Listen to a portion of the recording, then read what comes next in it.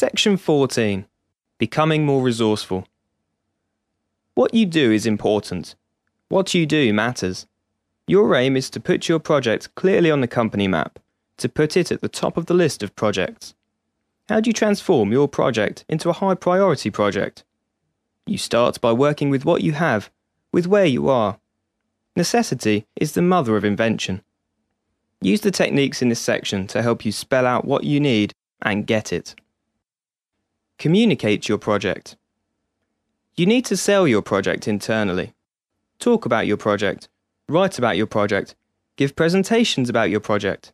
Sell the study as a golden business opportunity, one that should not be missed.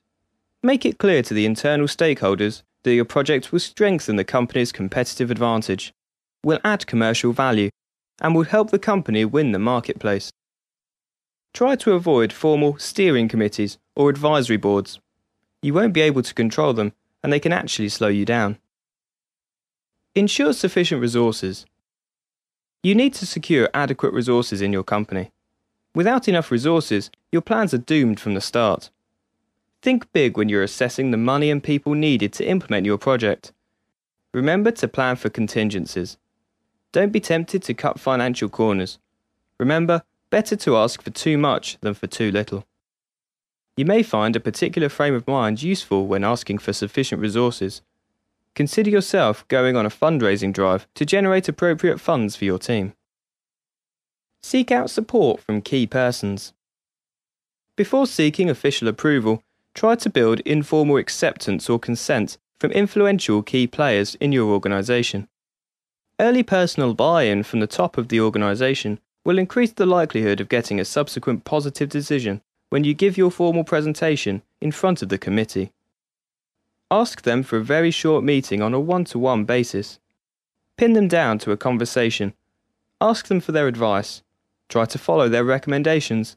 Incorporate their suggestions into your presentation, because they will then be likely to defend them during the meeting when questioned. Give each of them the feeling that this project is also their baby. Play the numbers game. Fundraising time. What is it that unlocks the door to the decision makers? What gets you over the tough hurdle of securing additional resources? The prospect of more sales and more profit. You need to play the numbers game. Take time to develop your mathematical forecast model. Then test it using various sets of assumptions and numbers until you have perfected it. Talk to the controllers in the finance department to make sure that your figures have covered all the bases. Leverage the investment in clinical development. Remember that past trial costs do not enter into your financial equation. These sunk costs can never be recovered and therefore have no influence on the actual decision, contrary to the opinion some people in your organisation may have. So, when you estimate the commercial value of your project, be sure that these sunk costs do not enter your mathematical forecast model. Run your financial model on future costs only. You may wish to acknowledge that you can capitalise on the solid foundations that your colleagues in the clinical development department have constructed. This groundwork is made up from the contacts the clinical development teams have established with the investigators, patient advocacy groups, opinion leaders, scientific societies, and so on. Their network will prove very valuable in your marketing activities. Thus, you are cashing in on the investments that your company has already made. Spell out your assumptions. Let's assume the following numbers.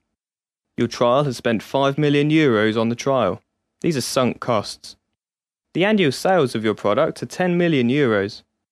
Your annual marketing budget is €1 million. You estimate that with an additional €1 million for 1 year in your marketing budget, you will improve sales by 20% during the first year and 10% during the second year. The question, how can you back up your claims and show that the additional investment will indeed be worthwhile? Develop comparative scenarios. Create alternative economic forecast scenarios on your computer. The illustration shows a spreadsheet with two alternative forecasts called same and increase, with different resulting outcomes. Develop your own mathematical model in an electronic spreadsheet. Choose your criteria and lay out the pertinent numbers in rows and columns. Run the model with various numbers to see what sort of output results you generate for the bottom line. Highlight the project's commercial value. Increasing the marketing budget by €1 million results in a €3 million increase in revenue.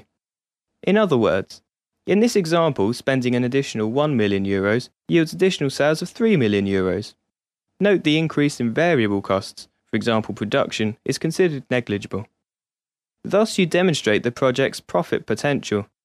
The conclusion that the increase in the marketing budget would be a worthwhile investment is compelling. Ask for the budget. Ask for the full resources you need. Be courageous and ask for the money. Your project is worth it. Avoid the risk of getting an inappropriately low budget approved, only to exceed your expenses later on. Ensure an adequate budget for your activities before you start. This approach avoids the unpleasant situation whereby your boss asks you a year later, "Why didn't you ask for more money?"